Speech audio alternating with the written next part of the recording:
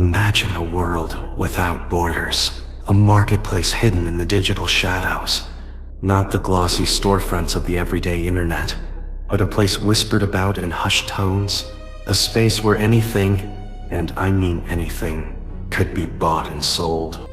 For years, this shadowy realm was the stuff of myth, a dark corner of the web most couldn't even access.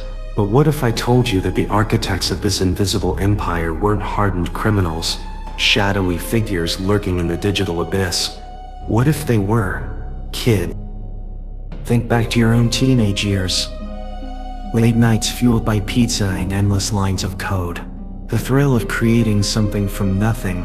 The power of a few keystrokes to bend reality, even in small ways. Now amplify that by 1,000. Imagine that boundless teenage energy, that almost reckless ambition, colliding with the raw, untamed frontier of the early internet. This isn't a story of masterminds in dark suits. This is a story that begins in bedrooms, in dorm rooms, in the quiet corners of the world, where young minds, connected by the invisible threads of the internet, started to build something they didn't fully understand. The voice becomes more inquisitive, almost like piecing together a puzzle. It wasn't a grand conspiracy, not in the beginning.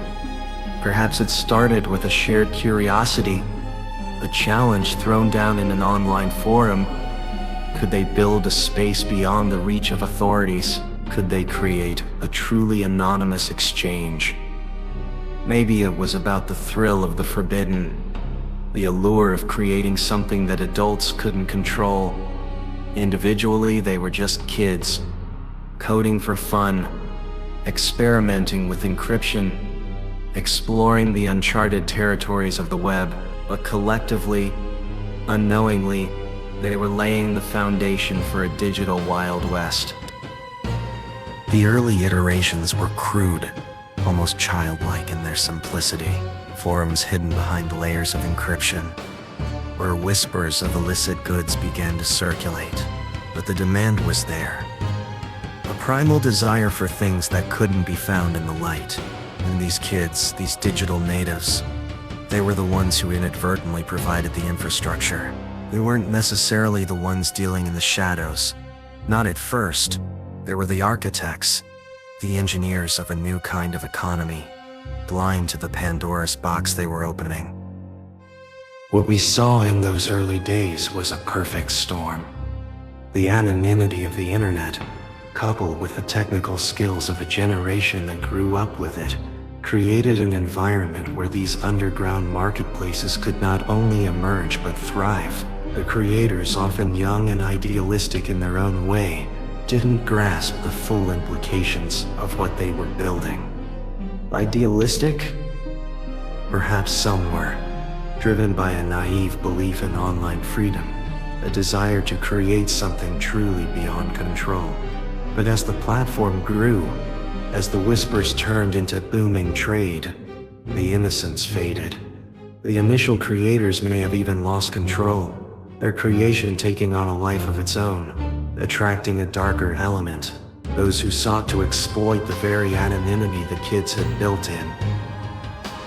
Imagine the shock, the dawning realization, as these young creators watched their digital playground become a haven for the very things they might have initially stood against.